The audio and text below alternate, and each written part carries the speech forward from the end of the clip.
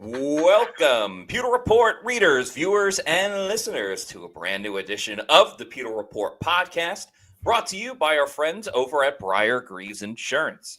Protecting your assets starts with a company that you can count on. So whether it's auto, homeowners, flood, boaters, or business insurance, Briar Greaves Insurance are the best people in the business to work with. For more information, go to briargreavesinsurance.com or give them a call at 813-876-4166. That's 813-876-4166. It is a Wednesday edition of the show, the Pewter Report podcast. Hello to everybody that is filing into the chat and the comments right now. Today, we are going to talk about potential contract extensions that could be coming to a couple of Bucs players, maybe this summer, to get them locked and loaded and ready to go for the upcoming season. And since it's our third show of the week, we have three people on the show. I'm your host, Matt Matera. Joined with me is the face that runs the place of PewterReport.com, SR Scott Reynolds, and our resident capologist, our cap guru. Not all heroes wear capos. Josh Queipo returns to the show. Hello, Josh. Hello, Scott. How are we doing? That was perfect, like Chris Berman type of intro there. That was good. I think I've used it before, but sometimes you gotta bring it back out. You hear Rowdy Roddy White. Berman said it a couple of times. That's but right. As long as it doesn't lose its luster, that's really all I'm going for. Yeah, I was listening to you do the Briar Greaves intro, and I was sitting there. I know you two live in the snowbanks of Florida, but I could use some heat insurance up here in Atlanta, where I'm getting heat advisories every 10 minutes. Yeah. It's hot down here too. I mean, the heat index has been triple digits down here, which is a little rare. I mean, even though people think Florida's hot all the time, it is, but it's not as hot as other places. It typically doesn't reach 100 degrees here on the thermometer, but the heat index, when you factor in the humidity, it gets there. It gets pretty close. Yeah, our heat index, I want to say, is bumping right up against that triple digits, but no like Gulf wind to help out. Right. Yes. No trade winds down here. Or I should say up there. Yes. Plenty down here. Thank you, Hizo and Bat, Debbie. Appreciate everyone joining. So we figured, salary cap, contract talk, contract extensions. Let's bring in Josh Queipo because I don't do math. It's that simple. I've got my diploma from Kansas State. I'm no longer doing any more math outside of like basic arithmetic and whatever the calculator says. So you are the human calculator when it comes to calculating all things salary cap related. And you're kind of our Mike Greenberg, if you will. And so we wanted to bring you on to talk about this because we've heard from Jason Light about them possibly doing some contract extensions. We even asked him on the show, a couple weeks ago when we had him on as a guest, friend of the program, Jason Light, and he said that he didn't specifically say what player was going to go first. I asked him that, and he artfully dodged. But at the same time, this is something that typically doesn't happen right now in late June or in July. Why? Because Mike Greenberg, Jackie Davidson, and Jason Light are on vacation. Yeah. The last thing they want to do on the beach or wherever they are is talk to agents and all that. So they need a break from football like everybody. So this might pick up for one of these players or two or three, and we'll go over who those three players could be in the show. But if it's going to pick up, it's going to pick up in late July, right as training camp starts. We even saw Tristan Wirfs get his deal after a hold in, I guess you could say. Kind of. Sit in, yeah. And it'd be interesting to see if any of the players decide to take a similar approach and not necessarily participate in training camp while a deal is being worked on. I don't know that any of those players would do that to force a deal. What do you guys think? Matt, I'll let you go first on this one. I mean, we've seen a player try to do this in the past, and it completely backfired to the point where he's almost out of the league. We're talking about Devin White, who is now reunited with some Bucs brass and John Spytek with the Raiders. But, I mean, the guys we're going to talk about today, like Cade Otton and Luke Goedeke and Zyon McCollum, they might be the last three people that if we were doing a draft of people that would hold in on the Bucs, they might be the last three people that I would pick out of everyone. I mean, I always go back to the point that if Mike Evans had to play for a new contract, if Chris Godwin had to sing for his supper, if you will, and Baker Mayfield had to prove it, if Mike Evans and Chris Godwin had to prove it, well, then everyone else, has to go out and prove it as well. Now, I know this is a little bit different because we're talking about the Bucs wanting these players long-term and having them for a long time.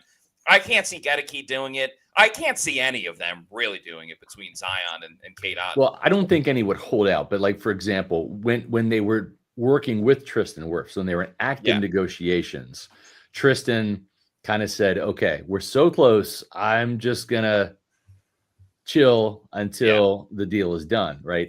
And then that happened. And I don't think the team had a problem with that. Right. No. Yeah. They don't. So I don't think that's going to happen with any of these players. But at the same time, because it happened with Tristan, if it does happen, if one or more of these players is close to a deal, I could see that scenario happening. But, like, to your point, Matt, if they're not close to a deal, then I don't see any of them holding out to force the action, right? I think that all three of these guys, Zyon and Cade and Luke, would sit there and say, okay, it's not my turn yet. I'm gonna get ready to play what could be my last year in Tampa Bay, like Antoine Winfield Jr. had to do, for example, right? He had to go through that and play on a contract year, and it worked out really well for him. So I think that's a good in-house example of saying, all right, well, if we're not going to get a deal done, then I'm going to go play and we'll see what my value is worth and what my price tag is going to be. And it certainly cost the Buccaneers a lot, Josh, to have to go through that. They had a great season from Antoine Winfield Jr. I don't think they mind paying him, but out of the three players here, and I asked Jason Light, and he respectfully declined to say which one he would do first. Which one would you do first? If you're Jason Light of Mike Greenberg and you want to get a deal done, rank them in order, and then we'll talk about them in order of which you think they should be extended first. If I'm the Bucs, I want to get Goedeke locked up. That's what I'm before any of the others, right? So, he has played absolutely phenomenally well over the last 2 years. He has become a bookend tackle. He is one of the best right tackles in the NFL, and I would say one of the best tackles, even if you want to include left side guys, in terms of how much he's ascended. So he would probably be the priority. You also think about it like from the perspective of the Bucs being led by Jason Light. He's a trenches guy, right? Yeah. Of the three players that we're going to talk about today, only one of them is a trenches guy, and that is Goedeke. So he would be the priority out of the three for me.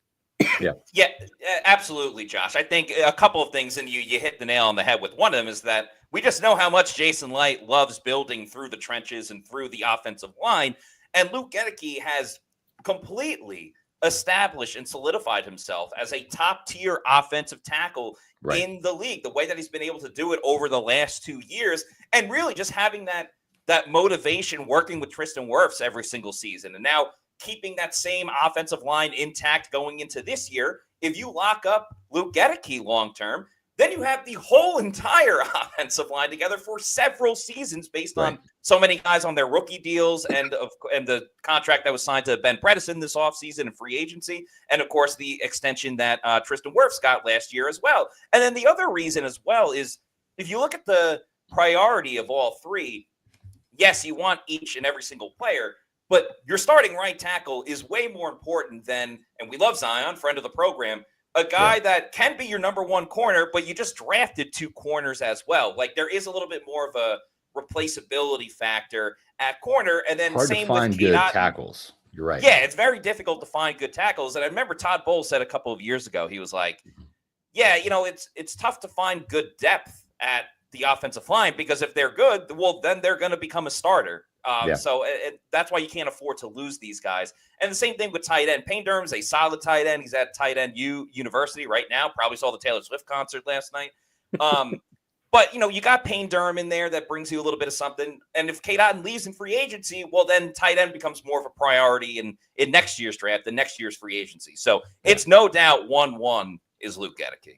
Yep, yeah, and here's the other thing with Goedeke.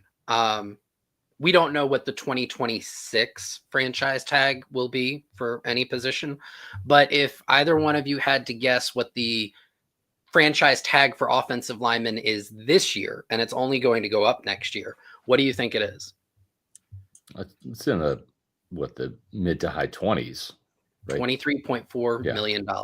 So next year it really will be right where you nailed it there, Scott, with mid to high 20s most likely. Right. So the incentive to get a deal done for Goedeke this year, then make sure that your franchise tag isn't devoting $25 million of cash and cap to one player as you try and work out a deal next year. So another additional kind of point in there for getting him done, because tight end is much lower. I want to say it's under $14 million. And then cornerback's not that far off of tackle, but it's just over 20 million. Yeah. Well, let's take a look at Luke Goedeke since we're talking about him first here, Josh. Yeah. So with Luke Goedeke, and just some people, all of my data comes from Pro Football Focus. There's a high correlation with a lot of their metrics and creating these contract projections. If you're not a PFF person, I'm very sorry. It's the data we have, right? But when we talk about just his importance, right? He's not yet 27 years old when the season starts. He was a second-round draft pick. He's played 41 games over the last 3 years. He's only allowed a pressure rate of 5%. Now, that's over 3 years. That's pretty good. And you have to include that very difficult rookie year when he was at left guard. Yeah. So that number is actually it was a little higher than 5%, Josh, during that year, right? He's only allowed 10 sacks in 3 years. And then that second to last one, people may not be familiar with that, so I'll kind of explain it. A 7.61% pressure rate allowed in true pass sets. So that is in situations, usually your third and longs, right? Where the defense knows they're going to pass, the offense knows they're going to pass. Nobody has to pretend a run is coming or stunt for a run or fit the run fits. Right. It's get to the quarterback time, right? Yep. So all offensive linemen tend to have a higher pressure rate allowed in those situations. His is still a very, very attractive 7.61%. And then I went and listed his PFF gap block run grade because we know that the Bucs have kind of become more of a gap scheme team.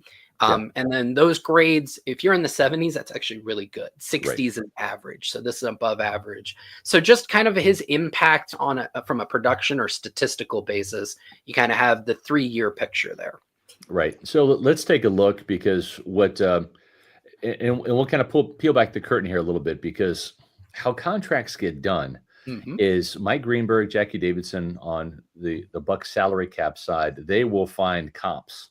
They will find player comparisons to how they believe Luke Goedeke compares to these certain players. The agent will find comps, and sometimes those comps coincide. Sometimes they pick the same players. Other times, agents will sit there and maybe shoot a little high and say, well, Luke Goedeke he's as good as Lane Johnson is, right? And so they might include Lane Johnson to where Mike Greenberg's like, he's not quite Lane Johnson yet, right? So it's almost like selecting a jury, right? It's like the defense gets to cross-examine some potential jurors, so does the prosecutor, right? And then they come up with the jury pool. So the comp pool is who Greenberg and the agent kind of agree on in terms of, we kind of see Luke Goedeke being in this tier, this class of player. And since we don't have Luke's agent on or Mike Greenberg on the show, we have you. We're going to go with your comps, Josh. So let's take a look at the comps that you have. I'm going to give a slightly different analogy. I loved yours there, Scott, but it's like the housing market, right? Yeah. Right. And so you'll see up at the top here, I've got my 2-year model, my 3-year model, my projections. You can consider me Zillow. right? Yep. So Okay. ultimately, what it comes down to is, can they find an agreeable comp and then scale it to the current year's salary cap? And then my models tend to try and create a range, right? Yeah. So looking at the 2-year comps, the 3 players who came up as closest to Luke was Garrett Bowles, and this is his 2020 contract, not his more recent one. Donovan Smith, I think we all know that name, right? Yep. From 2021, and then DJ Humphries in 2022. Now, you look at those numbers and you see, okay, one of them, $17 million, 15 and a half, $17 million. Why is the average 22.68 million? That doesn't make sense. And that's because each of those years had a much different salary cap than we're operating under right now, right?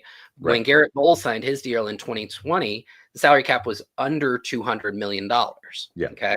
So what I do is we take his salary, which was $17 million a year, divided into the salary cap that year, and you get the percent of cap. That allows for an apples to apples comparison. So what I'm actually doing is averaging those 3% of cap numbers and then applying it to this year's salary cap.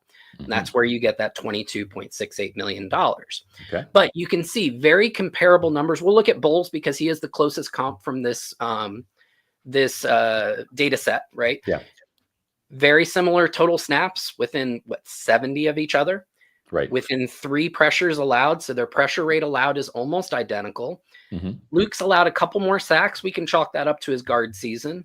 But if you look, and when the chips are down and everybody knows the pass rush is coming, that's where Luke Goedeke shines when comparing to Garrett Bowles. Actually, he shines compared to all 3 of these comps. Yeah. It's that 7%. Exactly. Yeah. And then his blocking grade over those 3 years, I've got it at a 74, which is second to only Humphries. Yeah. So here, hold on. Forgive me. I said 7%. I meant 6.47%. Yep. So all of them are hovering around 7, but he's the only one hovering underneath it. Right. Yeah. So, and then from a run blocking, and again, for those fans who hate PFF, find me something else to grade it upon, right? I have to have inputs to get outputs, right? Right. So, so he's ranked second among those 4 players. So all of these guys, when you look at that production, all very, very similar. So they create a really good kind of comp, like you were talking about for that jury pool or that housing market, of saying, these are guys who we can compare Luke Goedeke to. How much were they making? Let's apply it to this year's salary cap. And you can see it's actually north of my Zillow prediction. It's a little over almost $23 million. Using the same method under the 3-year data set, you've got Jack Conklin, Brian O'Neill, and Christian Darrisaw. And I'm sure Luke is going to be looking at O'Neill and Darrisaw, those 2 Vikings deals, because if you look at their percent of cap, both of them over 9%, Darrisaw over 10%. He would love to get those comps. Right. I don't think Mike Greenberg and Jackie Davidson are going to agree with it for a couple of reasons. Darrisaw was a first-round pick. Goedeke wasn't, and draft pedigree never dies. It carries on, right? It carries on. You'll also notice both players were younger, and both players played. O'Neill played a few more games. So those I would, if I'm Luke's camp, those are the 2 I'm saying. These are my comps. And if I'm Mike Greenberg and Jackie Davidson, I'm really looking at, I think Jack Conklin's probably a good comp for you. Or what they may do is say, you know what, we've got precedent on a tackle contract. Let's just base you off of Donovan Smith's deal. Right. So we can move to the next one. So So then we're looking at the platform, right? Tell us about the platform. Platform year just means the most recent season, right? So it is a what have you done for me lately league. And so you're looking at these different time frames to get kind of like horseshoes, right? To keep getting closer and closer to the mark. When you look at the platform year, which is Luke's 2024 season, you get Taylor Moton, Alaric Jackson, and Mike Onwenu as your comps there. So again, in that 7 to 8% of the cap range, which comes around $21 million. So Again, I'm not going to go through everything, but you can see very similar statistical profiles. If we look at all three of these comps, all of them are north of $20 million, where my Zillow predictions under 20. Yeah. All of these are north of 20, which makes me think that that's what this deal is going to end up being, is north of $20 million per year. Yeah. So you have Luke Goedeke's contract projection then at $21.5 million. What does the 10th and the third mean? Is that so that would be the overall 10th tackle? highest? Yep, 10th highest salary for all tackles. Right. Third would be among the right side. Got it. Yeah. Yep. So you'd be projecting a 5-year deal for Luke Goedeke. Now, why 5 instead of say 4 or 3? Because the Bucs, when they go big, they tend to go for longer periods of time. Mm-hmm. It also would allow for a perfect time horizon with Tristan Wirfs as well. Mm-hmm. So I see that 5 years. My thinking is when those negotiations happen, they're probably going to be going back and forth about north or south of 20 million. And the Bucs will probably say, if you want that over $20 million mark, we want a 5th year. Right. Yeah. And with the way the cap continually rises, that 5th year becomes a really, really big benefit for the team. Right. Yeah. It always feels like the benefit that the Bucs have used with, whether it's a short-term deal, whether it's a long-term deal, is just always knowing that the cap has gone up over the past couple of years. I mean, even the other slide that you had when it showed the overall salary cap of the NFL in 2020 compared to what it is now in 2025, it went up in a gargantuan type of way. So if they did get Goedeke to that type of number, how much would that impact the salary cap and what the Bucs want to do like early on, like in the first 2 years of that deal? Yeah, so first year it wouldn't have that large of an impact. Let me pull up what I think he's set to be around a $3.8 million cap number as it is right now. Right. And so this is a hypothetical structure. This isn't exactly how the Bucs are going to structure it. But a hypothetical structure here, he would get a $15 million roster bonus because the Bucs don't really do signing bonuses. They do roster bonuses that convert and still prorate. And then a fairly low salary of $1.9 million. So his cap hit would go from 3.8 to 5.3 million here in 2025. So it's only a $1.5 million difference. But Luke would get almost $17 million in cash in year one, which is really good. Yeah. It immediately starts going up though, right? So in 2026, his cap hit would then be $23.5 million. Right. A lot of times teams will convert salary and lower that number, and the Bucs would have that opportunity if they needed to. But as far as how it affects this year, not much. And they still have a lot of wiggle room to adjust the cap hits down the line. Right. So really what this is, hey, Luke, here's $15 million. Which he's going to get now. It's not a signing bonus because of the way it's structured, but he's getting that money up front. Then he's going to get 1.9 million and some change for the base salary. So like you said, 17 million kind of up front, but only going to be a cap hit of 5.3 million this year. So that makes this deal really affordable for this season. And really he was only going to be making just north of between 3 to 4 million. So his cap is only going to rise maybe $1.5 million. Yep, that's exactly it. And then the last thing that I'll kind of point our viewers to is at the bottom, the effective APY. The big thing here is this is an extension. It's not a brand new contract that's starting from day one. Right. And so that means that the money that he was due this year already, the $3.4 million in cash that he's set to play on if no extension transpires, it becomes a new, effectively a 6-year deal. Right. And so you take that 3.4 million and you put it on top of the 107.5 million new money, and then you divide it out. What's that? And then you divide by 6. You divide it by 6. Yeah, I can do some math, Josh. I'm kind of sandbagging a little bit here. I can do a little bit of math. So yeah, that new 6-year deal actually comes in at under $20 million. And that's really what the team cares about. Right. The agent reports and what you see from Ian Rappaport and Adam Schefter and all the insiders and Jordan Schultz is they talk about all the new money because that's the big shiny thing. The teams care about the effective APY. And when you see somebody like Dan Moore just got $20 million a year from the Titans, right. Yeah. and you say, well, we've got Luke Goedeke for more years at less money per year, that's a pretty good deal. Yeah, exactly. What else is a good deal is walk-ons. I mean, it's hard to find a happy hour that's better than this. And the great thing about this, today's Wednesday, I'm just being honest, it's not as good as Tuesday, because Tuesday is the all-day happy hour at walk-ons. Right. But Wednesday and Thursday, not bad, because you have two of them, 3 to 6, and then from 9 to close. And that's today and tomorrow. So it's a fantastic place to go. If you have not been to walk-ons yet, shame on you. We have only been telling you about this for about a year now. It's a place where you can go to eat like a winner and drink like a champ. We're not going to shame you, but just go there and try the food, and you're going to be sold. True story. I'll just share this. Zyon McCollum's parents watched the show. If you're watching, Mr. and Mrs. McCollum, welcome to the Pewter Report podcast. Greetings. Thank you so much for watching.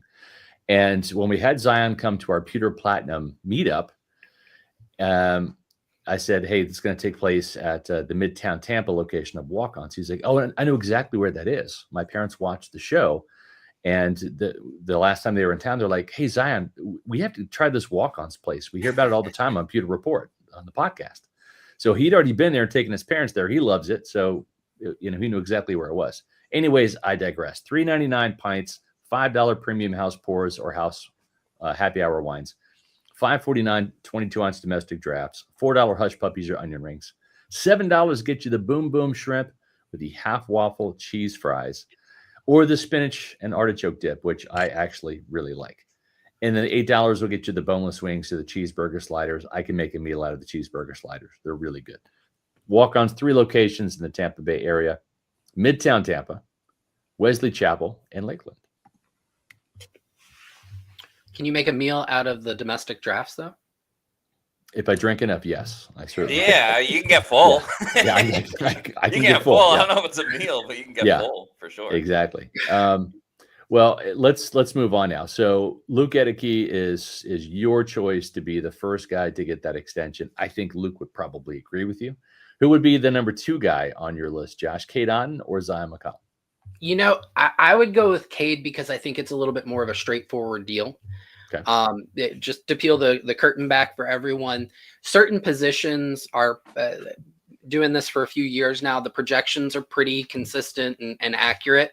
Yeah. Edge rusher, tackle, maybe not tackle this year. There were some really wonky deals. I mentioned Dan Moore, but running back, wide receiver, these are all, they have high correlations between the modeling and the actual deals. Mm-hmm. There are a few positions that are still, you don't really know. The league doesn't have a trend in terms of how they pay certain positions. Yes. Safety, linebacker, and corner are those 3. So with Zyon, it's a really interesting and I think it'll be a trickier negotiation between the 2 sides. I think they're going to be further apart. Whereas with tight end, Otton's kind of easy. Let's just do it because it's easy. That's exactly it. So let's do Cade. All right, let's do Cade. So we have Cade Otton here. Yep. So he's, again, just a little over 26. He was a 4th-round draft pick. And then over the last 3 years, 148 catches, 1,447 yards, and 10 touchdowns. Also 71 first downs. And I put that in there because for tight ends, that's a pretty important metric, and it correlates really well with how they get paid. His yards per route run is relatively low, 0.97. This past year was the first time where he went above 1. Okay. Can you explain this particular metric? Because this is something I didn't understand until you explained it to me. Absolutely. So yards per route run, how many times does a player go out on a route to potentially catch a pass? And then how many yards did they actually gain receiving? Your best players in the league, and these we're talking wide receivers, right? Yeah. Are north of 2. Tyreek Hill had an absolutely inhuman season back in 2022, 2023, where he was like over 3. Puka Nacua last year, I think, was over 3. Right. That's where you're getting into like all pro Hall of Fame level. Okay. For tight ends, you would love for that to be, depending on where they are in the pecking order. Obviously, the Bucs have quite a few mouths to feed, but you would love for that to be in like the 1.2 to 1.5 range. And just as an example, when Mike Evans and Chris Godwin went out last year, right? Both of them were injured, and Cade became basically wide receiver 1. He was posting yards per route runs production of around 2. Right. So how does this differ from like yards after catch, for example? So yards per route run takes into consideration how often are you targeted, how often do you catch the ball when you are targeted, and how many yards do you create both before and after the catch. Okay. So there's no perfect metric, but when you talk about efficiency, this is very, very close to as perfect as you can get when you're talking about pass catchers. Okay. So, and then his catch rate is just under 70%. And then his run block grade from PFF over that 3-year span, and it's arrow up on that is 58.8, which is a little bit below average, but this past season was a big step forward for Cade there. When you talk about his impact, he's very reliable. He's only missed 4 games in 3 seasons. We just talked about what he did when Godwin and Evans went out. So that 4-week stretch, he was second among tight ends in catches, second in yards, second in touchdowns, first in yards after catch. And like I just mentioned, close to that 2.00 yards per route run. He had 8 contested catches in that 4 weeks. That surprised me. Like I remember watching them. I just don't and that's 8, that's first place by a mile there. Yeah. Those 8 in 4 weeks. He struggled with that for a little bit. Like if there was like a tight window, he usually wouldn't come up with it. So for him to have that, whole turnaround, a lot of improvement. Huge improvement there. So, and then he has turned into one of the better blocking tight ends in the NFL, specifically as a split zone blocker. So coming in motion right at the snap and just sealing off the edge. There aren't many tight ends in the NFL who are better than him at that. And what was really great last year is Liam Cohen recognized it, weaponized him at doing it, made Payne Durham in those 12 personnel sets more of a base blocker, and really weaponized Otton as a blocker to his strengths. So, for sure. Well, like we did with Luke Goedeke, we're going to take a look at some of the comps now, and tell us the players that you pulled here. The top one is the 2-year model, and the bottom one is the 3-year model. Yeah, so the Zillow projections are both fairly close to each other, which gives me high confidence that we're in the right ballpark. Both of those in between $11 and $12 million a year. Then again, when you start looking at the comps, right? Dawson Knox, Cole Kmet, and Evan Ingram over the first 3 years. Over the 2-year comps. Yeah. All 3 of those are pretty close, right? Knox, the yards per route runs very close. Although in the run blocking grade, but I think Cole Kmet is really where it's very, very close. Kmet had 4 more catches for about 100 more yards, but 1 less touchdown.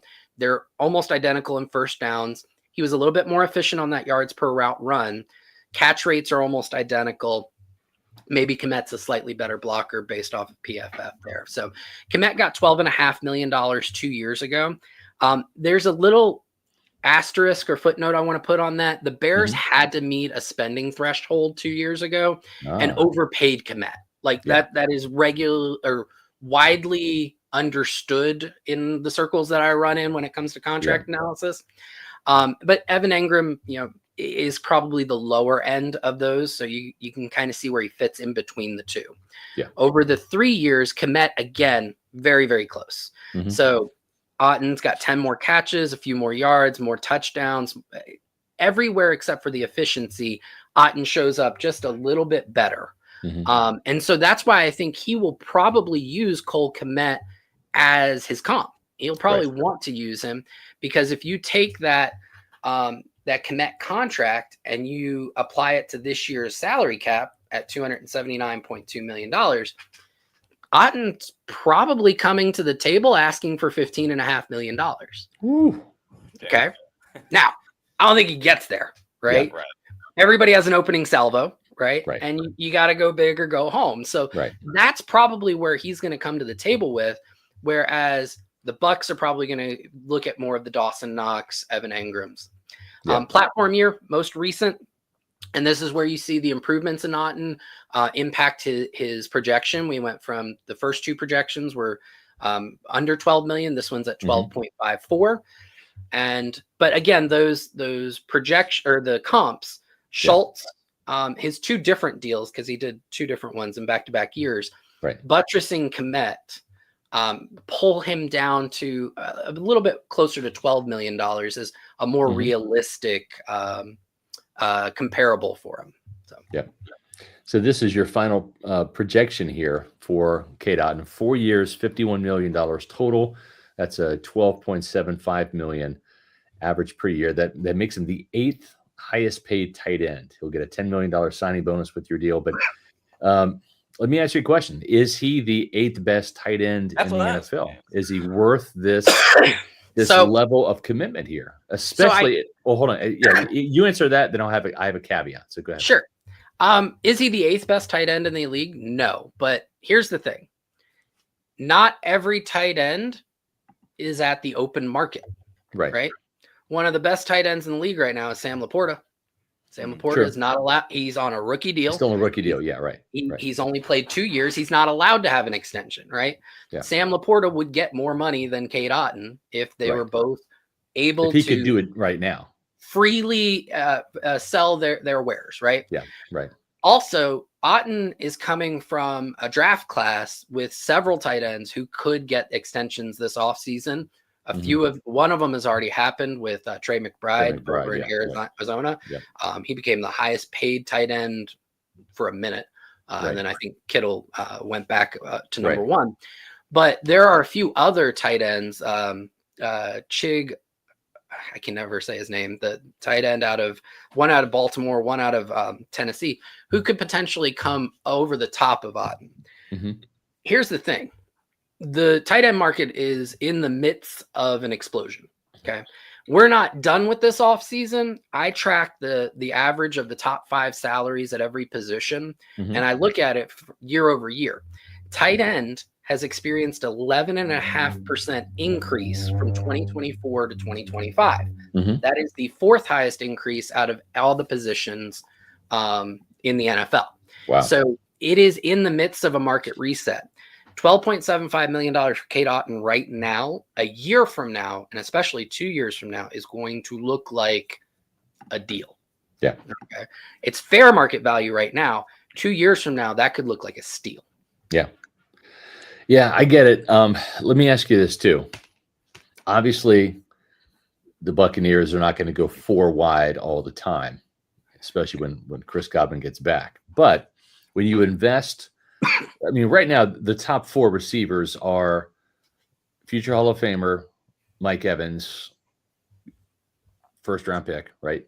And then you've got kind of the straw that stirs the drink. The offense kind of goes through the slot receiver position. Mike does play some slot, but Chris Godwin is that guy, third-round pick. Then you draft another third-round pick, Jalen McMillan, who you're very excited about for now and for the future if you're the Buccaneers. 8 touchdowns last year, not a fluke, really came on strong down the stretch. Then you draft another wide receiver in the first round in Emeka Egbuka. When Chris Godwin returns to health, one of those guys is going to be on the sidelines if you're not running 4 wide receivers because you're going to have a tight end on the field. I'm sure that, Payne Durham is going to be like, hey, don't forget about me. Can we run some 12, right? And Devin Cope will be like, hey, remember when we kind of tore up Carolina running some 13, right? Yeah. We lit up the scoreboard. Don't forget about me. So I guess my thing is from a value standpoint, because Cade Otton is not a featured weapon per se, when you look at the totem pole of targets, he's not a Kittle. He's not a Kelsey where the offense goes through him or he is that featured. He might be, depending on who's on the field, really option number 4 or 5, right? You only have 5 targets. So is he worth that level of investment? Is his run blocking that good to where it is? Is he worth it from what he's going to produce? We know what he can do when Mike and Chris are out, but Josh Grizzard does not want Mike and Chris out. He wants them on the field. So would you throw all of that in a blender? Is he worth it? So I'll respond to you with a couple of questions. Outside of your offensive line and Baker Mayfield, what player on the Bucs offense had the most snaps last year? It would be Cade. in terms of. Iron I know Man, that because Kade Otton. I read Matt Matera snap counts every Monday after each game. Yep. Hey, Matt, how about 2023? Outside of Baker Mayfield in the offensive line, who played the most snaps on the Bucs offense? I believe it was Tony Stark, aka Iron Man, aka Cade Otton. Exactly. We can do that for well, not quite 2022 because he was taken over for but last year the Cleveland Browns ran the most 10 personnel in the NFL, which means 1 running back, no tight ends, 4 wide receivers. Right. It was 2.5% of their total snaps. Yeah. Okay.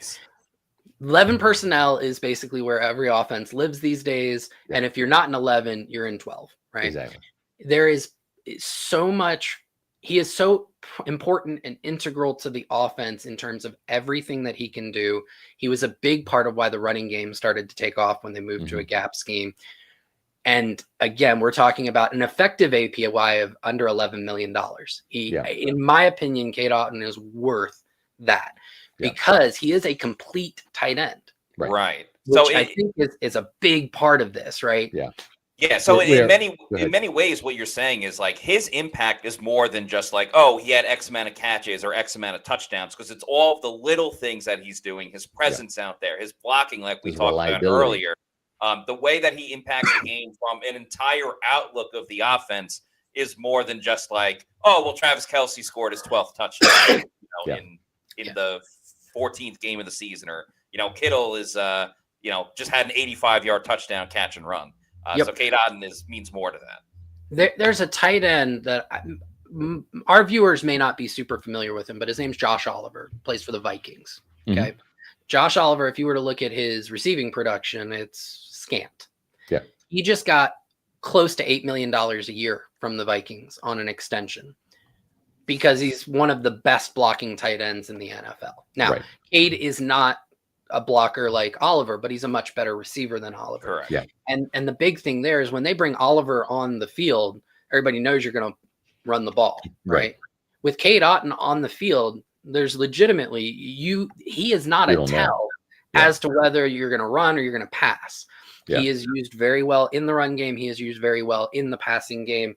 He's integral to both. So to kind of come back to that question, when you include the fact that he can play both tight end roles, that he is a net positive as a blocker, that he is solid in the receiving game. He's not, a top 5 receiving tight end. No, he's not. But you know what? I'm going to pick up on something that Matt has talked about. I'm going to use your line, Matt. He's got a clutch gene.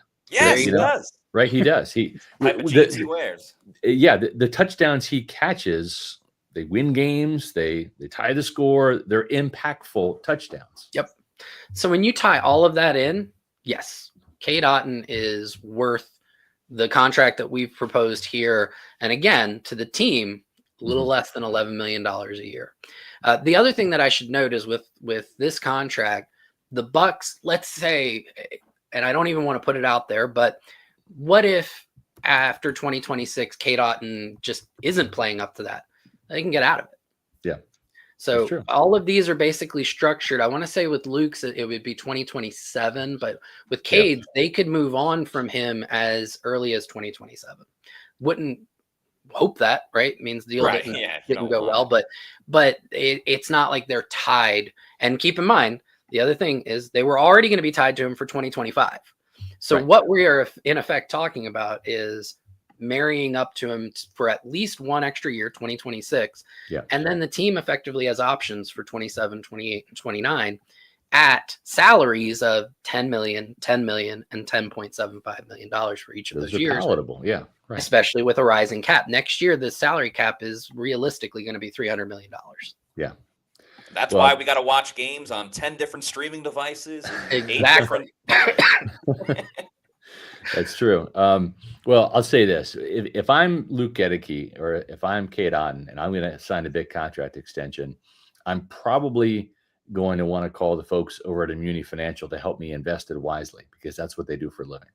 At Amuni Financial, we help you live in the now. Dude, congratulations. We're so happy for you. Thank you. And even though the now may feel very different, you still need to plan for the future. How's retirement treating you? Oh, just fantastic. I know I say it all the time, but you really got to come up to Colorado. Let's do it. All right. Yeah. We can help you develop that plan to keep you on track so you can still prepare for tomorrow, today. Amuni Financial. Plan ahead, stay ahead. That's right. The folks over at Amuni Financial can help you like they help me. I've got a lot of my assets over there at Amuni. I trust Mark. I trust David. I trust the whole entire outfit over there because they're some of the best in the business. And they can help you too, whether you are living in the Tampa Bay area, the state of Florida, or across the country. They can help you. So it's not just a Florida thing, folks. If you are out of state, give the folks at Amuni Financial a call at 1-800-868-6864. That's 1-800-868-6864. Or visit them on the web at amuni.com. You're going to be glad you did so because sometimes you need to have a second opinion when it comes to your health. Well, it's the same thing with your financial health. Even if you have a financial advisor, it always is a benefit to get a second opinion to make sure your investments are working for you. So whether it's legacy planning, brokerage and advisory services, retirement accounts, college savings accounts, or insurance services, give the folks at Amuni Financial a call and tell them Pewter Report sent you. Okay, so by default, we have Zyon McCollum coming in third. Josh, do you see this deal getting done? And if not, why? No. I don't think that this deal gets done this offseason. Part of it is because Zion's play last year was very volatile. The position in general is a very volatile position, but I want to say weeks 1 through 6, he was playing like the best corner in the NFL, right? Yeah. And that's not hyperbole. Like there you go. He was the highest coverage grade out of all qualifying cornerbacks from weeks 1 to 6 last year, right? When he was targeted, he was allowing a catch less than 50% of the time. He was forcing incompletions 1/5 of the time. And he was allowing a catch only once every 16 snaps, right? Yeah.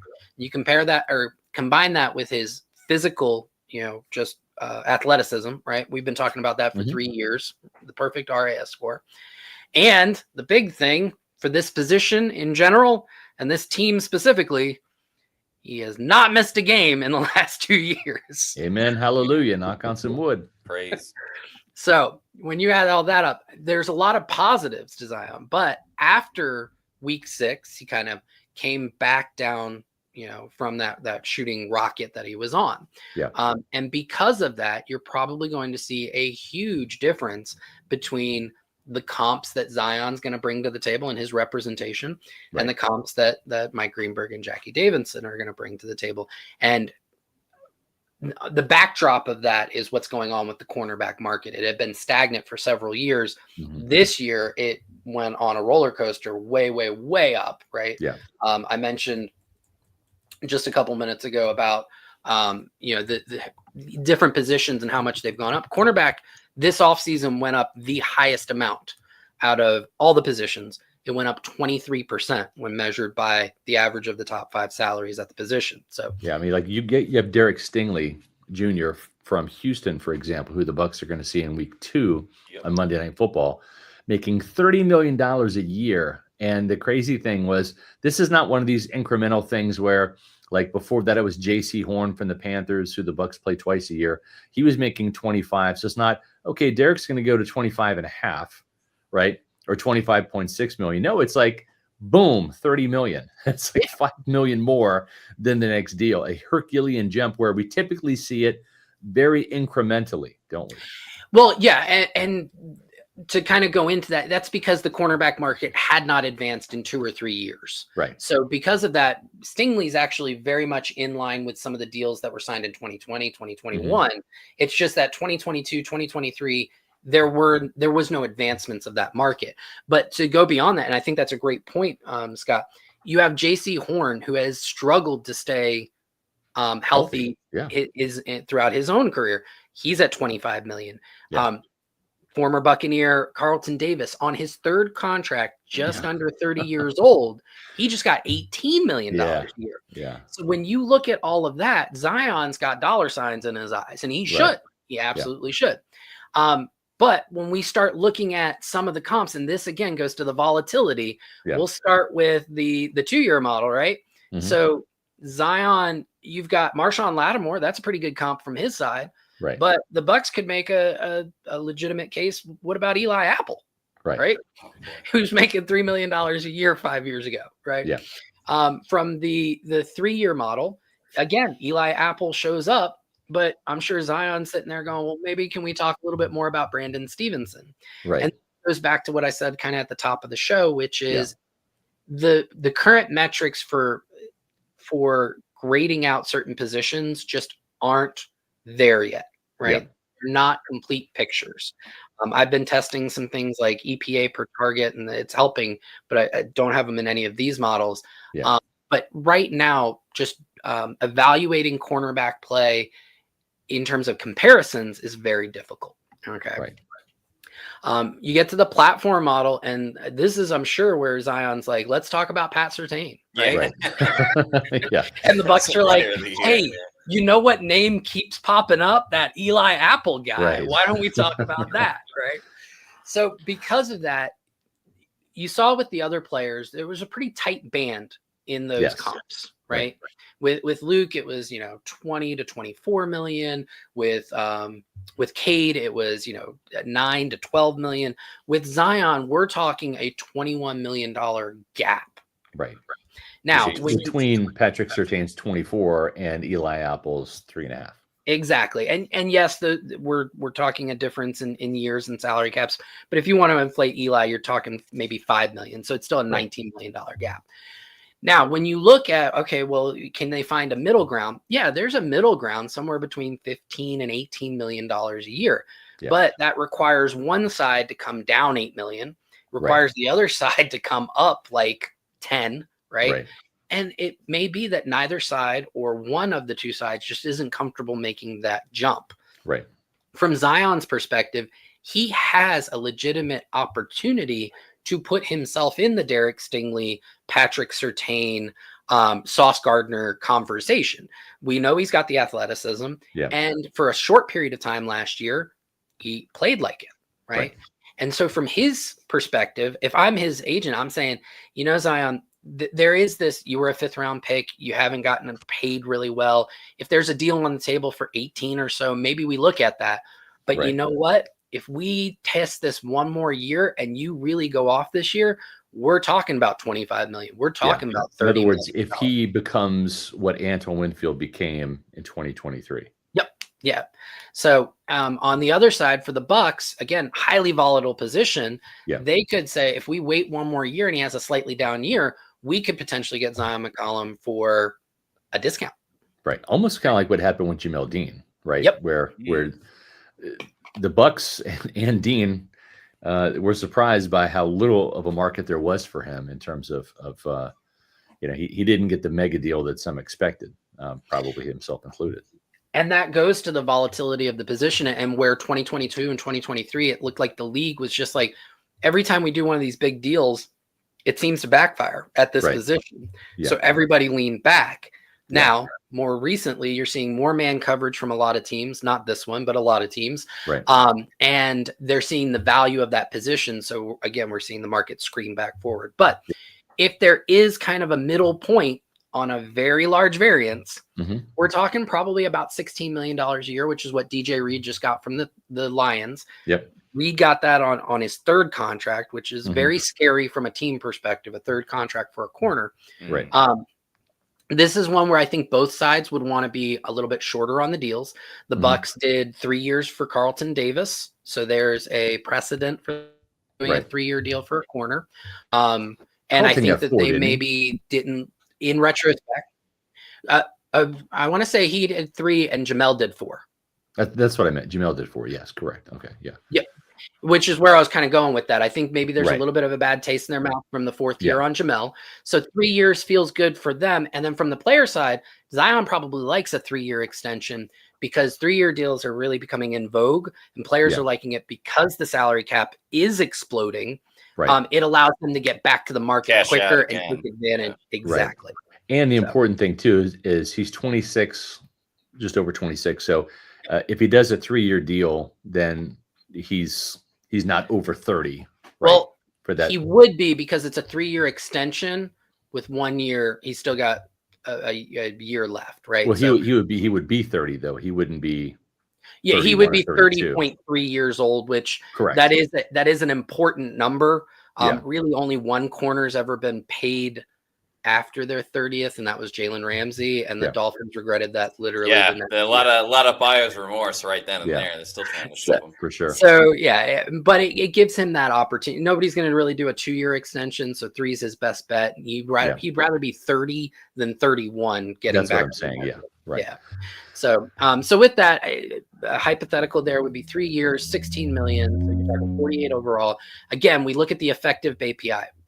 With him being a 5th round draft pick, he did get the benefit of a proven performance escalator. So all of that tied in. From the team perspective, over 4 years, we're talking less than $13 million a year. Yeah. That's a good deal. That's a good deal. Yeah.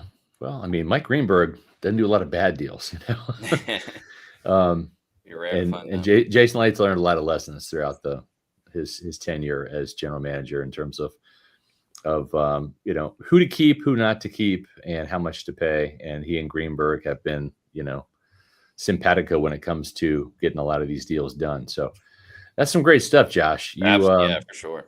You have really done yourself there, and I'm even impressed with myself because I understood some of the math. So I feel more educated. I do too. I feel like this is a win-win all the way around. So I'm out here to educate. That is you weren't able to make it to our Pewter Platinum meetup, but I did actually grab a pen and a napkin because we had Greenberg and Zyon like this close. So I'm like, hey guys, like if you want, do the deal.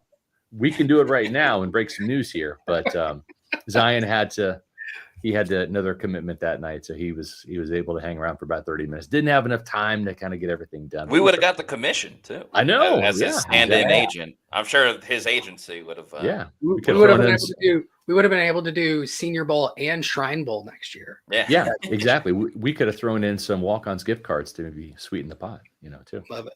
So, really appreciate you and your salary cap expertise for sure. We did have a couple of comments here. Let's go to this one here from Steven Stansfield, Matt. Yeah, Steven Stansfield says, "Hi, it's my birthday today. Happy birthday. 23. Tyke Smith and former Buck Sean Murphy bunting. Happy birthday to you, Steven Stansfield. Happy birthday. Yeah, making me feel old. 23. Yeah, tell me about it. Yeah. Good to see the youth watching the show. Right. Nathan Elliott says, Zyon McCollum needs to have an interception-filled season. Pass breakups are nice, but we want the interceptions now. And again, Josh, it's that standout metric, right? Is interceptions for cornerbacks and defensive backs. It's sacks for pass rushers, whether they're edge rushers or defensive tackles. So, it's not a statistic you can count on from year to year necessarily, but it certainly helps when you have them, right? It absolutely does. It is, from a valuation standpoint, edge rushers, sacks is very important to building their value. Mm-hmm. With cornerbacks, it does not stop you from getting a big deal if you're low on interception. Same with you can be a shutdown corner. Right? Absolutely. But if you have the turnovers on top of that, that's what turns your $20 million deal into a $24 million. I mean, it can have a huge compounding effect. Right. It will not stop you from getting paid. Again, Carlton Davis just got $18 million a year. He's not considered that type of ball hawk. Right. The other thing I think fans forget about is go look at the top of the interceptions list year over year over year. Yeah. We're talking 3, 4. Yeah. Like it's very rarely do you have a guy who gets to 7 or 8. Right. And those guys do absolutely get that extra money when they do. Yeah. But it doesn't stop the league from valuing a shutdown corner or shutdown safety just because they don't have interceptions, because the league understands it's not predictable. It used to be where a guy getting 7 interceptions, I think Brian Kelly, I think Ron DeBarber had a season with 10. Like that was much more commonplace back in the day because you had more 5 and 7 step drops and you had more vertical passes. Absolutely. Yep. And now more efficient. Yeah, exactly. It's more wide receiver screens, which, you're not going to pick off those very often. quick slants. It's the yards after catch. It's the Rams offense now. Yep. It went from being the vertical based offense to the West Coast offense, which was more short underneath, and now it's a different version of that where it's more of the Sean McVay Rams offense. So 2 quick questions. We're running a little short on time here, but why no extension for Rachaad White? And I don't mean that because of the obvious reason. Bucky is the better back. He's the lead back. But do you foresee an instance where if Rachaad White has a good year this year, I'm sure he wants more playing time, but we even saw Leonard Fournette, different player, different years, different situations. But Leonard Fournette didn't get much in terms of takers after the Super Bowl, and then re-signed for 1 more year, and then actually had a really good year in 2021. Helped the Bucs win 13 games on a 1-year deal, and then parlayed that into a really bad multi-year deal, and it didn't work out. But what do you see on the horizon for Rachaad White? Yeah, I don't think that it's out of the question that Rachaad White is with the Bucs next year. I don't think an early extension happens, but if you look at some of the team that pops into my mind very quickly is the Detroit Lions, right? Mm-hmm. So they have David Montgomery and they have Jahmyr Gibbs. They've sunk a lot into that position, and it has been very good for their offense. Gibbs, they're giving a top of the league contract to. I think he's around $10 million a year, which is pretty good for running backs right now. And then Gibbs was a first-round draft pick. So Rachaad White's skill set, I know fans give him a bit of a bad rap, but he popped over 4 yards per carry last year. He was just as big a beneficiary of the gap change as Bucky Irving was. Right. And when you talk about his skill set, he is a top 3 pass protecting back in the NFL, and he ain't 3. Okay. Yeah. That is such a huge, huge skill set to have, especially because he's a good receiving back on top of that. Right. So he's somebody you can put in on every down, right? So if Bucky Irving were to ever get hurt, you don't have to worry about like, what are we doing on this down? What are we doing on that down? Yeah. Because of his production has been hit by Irving's presence, it also means that even if he has a solid season as a number 2 this year, he's not going to break the bank. Right. I was just trying to pull it up. He's probably somewhere around $6 to $7 million a year on today's cap. So you inflate it by about 7.5% next year. That's doable. The Bucs could absolutely do that. Again, probably commit to him for 1 to 2 seasons and still feel good about that deal. But do I think it's an extension? No, because Rachaad White probably doesn't want to try and do an extension coming off of a down year for him. Right. He's hoping to maximize and be able to get as much money as he can, which will most likely happen next year. Yeah, and then the first pick, because we're talking about the 2022 draft year, the first pick which was the first pick of the second round, Logan Hall. Interesting year, right? Because he was never a starter. And now you've got Kalijah Kancey, the first-round pick in 2023, who is the starter with Vita Vea. But in the 3-4, he is a starter when they go to three down defensive linemen. 5.5 sacks, as Matt Matera correctly points out. Streaky player, a couple sacks in this game. You don't hear from him for a couple games. Ends the season with the bang. 7 tackles against the Commanders. Probably his best game, with the arrow pointing up in a contract year. How do you kind of parse what type of season he could have? He's not going to get an extension, obviously, but no, not an extension. But what type of deal? What are his current valuation, ceiling and floors? Yeah. Current valuation right now, I've got him last year, just based off of last year's performance, probably $8.75 million a year.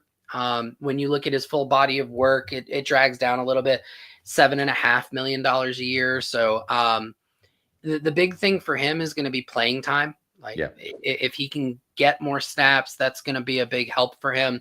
You were talking about the streakiness with the sacks. I agree with you. The last game was probably his best.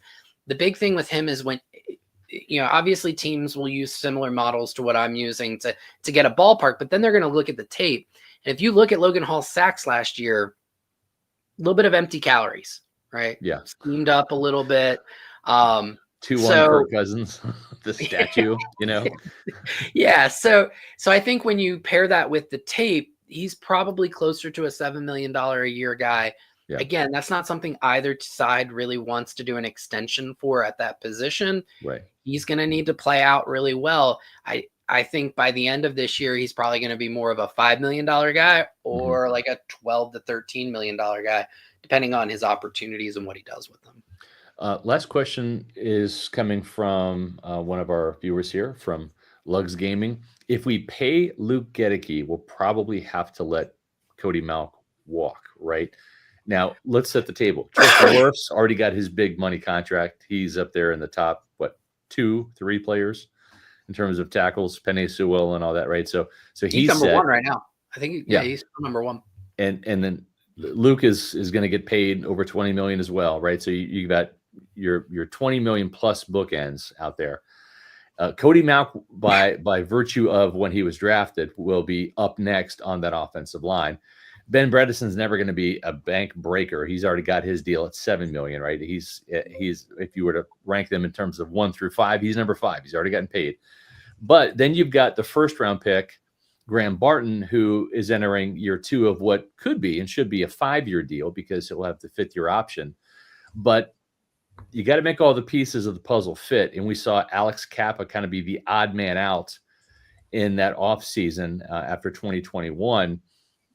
Is there enough money to have 2 highly paid bookend tackles, another big money contract coming on the horizon after a potential Cody Mauch deal in Graham Barton? Is there money to pay Cody Mauch kind of in the middle of all that? And when I say pay him, I mean pay him like top dollar because he could be a Pro Bowl caliber guard.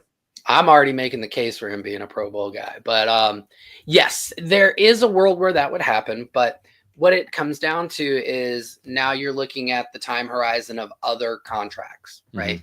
And I think the big thing for Mauch will be whether they want to move on from Bredesen, right? So if they decide Bredeson's been good, but we would prefer to have Mauch if we have to make a choice between the two, and we can do some of Bredesen's salary Mauch. That helps. The other thing is when Mauch, for example, like if they feel like Elijah Klein, who's on a cheap rookie deal still at that point, if he's ready to step in, if he's as good as Ben Bredesen, then you could save a couple million by moving up from Bredesen, right? That, or this was the first draft in a few drafts where Jason Light didn't take a offensive lineman. So good chance next year, the year after, he's probably going to go back into that well. Right. The other thing, and please don't come after me, Bucs fans, but Mike Evans is making over $20 million a year, and Father Time is undefeated. Mike Evans has spoken about retirement on the horizon. So, and this is a contract year for Mike. So if Mike decides to ride off into the sunset this year, the Bucs could then say, well, we've been giving him over $20 million a year. Cody's extension eligible. Just based off of this most recent season, my projections have him like he's a $15 to $16 million guard now. So you could say, oh, we're going to take the money from Mike and give it to Cody and still have $5 million left over. Right. We're going to go ahead and Mike's gone off into the sunset, and we're actually going to move on from Bredesen. And now, we can get Cody, plus we have 12, 13 million left over to devote to other needs. So there is a world where Cody does it. You're not going to have 5 highly paid offensive linemen. And what I think will be very interesting is how well does Graham Barton do this upcoming year? Because as you sit there and say, well, do we want to extend Cody? We also have to think about Graham coming up, and we know Jason Light loves his center play. Yes, and if it's a really good center versus a really good guard, center's going to get the money. I think center is going to get the money. That's just kind of, he reset the center market twice with Ryan Jensen, then went and spent a first-round draft pick on a center when most teams don't do that. So, so a lot of moving parts there, a lot of variables. I think it's too early to tell, but there is a path for Mauch to get extended. If I'm Graham Barton and you have time to do this, I'm doing 2 things. I'm growing my hair out long, and I'm thinking about maybe changing the color to red. Just saying, Jason Light has preferences. I'm just saying, Maybe listen to some metal music as well. Exactly. Yes. All Show right. up every day at been, training camp in Metallica shirts. Yeah, Yes, exactly. yeah, exactly. This has been very educational. Thank you again, Absolutely. Josh, for all the excellent, fantastic information about potential contract extensions for the Bucs. By the way, everybody, we have another show coming up tomorrow at 4 p.m. We'll talk about the Bucs X factors in 2025, who we think are those X factors that can help take the team to the next level this season. As Smitty says, Josh is definitely a staple at Pewter Report. I could listen to his cap, draft, and team analysis for hours. Very talented, bro. I agree with that as well. As Bat W says, Josh has good skill with the numbers, but I hated his draft picks. Can't please everybody, and Bat W is one of the toughest to please. I actually made those draft picks just to piss off Bat W, so mission accomplished. But we appreciate your comment, Bat W. Thanks for the comments on YouTube as well when the show was done. So in the meantime, if you're not already doing so, as Smitty says, there you go. Yeah. Tell those 3- and 4-letter networks to kick rocks. # Pewter Report for life. Thanks, you, Smitty. Love it. Nice Love it. That's awesome. Appreciate it. All right. If you're not already doing so, please follow us on all of our social media on X, Facebook, and Instagram. We are at Pewter Report. And our YouTube channel is Pewter Report TV. Please like and subscribe. Leave a comment on who you want the Bucs to sign to an extension first. So that'll do it for us on today's show. For Scott Reynolds, for Josh Queipo, I'm Matt Matera saying thanks everybody for watching. And we'll see you tomorrow for another edition of the Pewter Report podcast. Out. Out.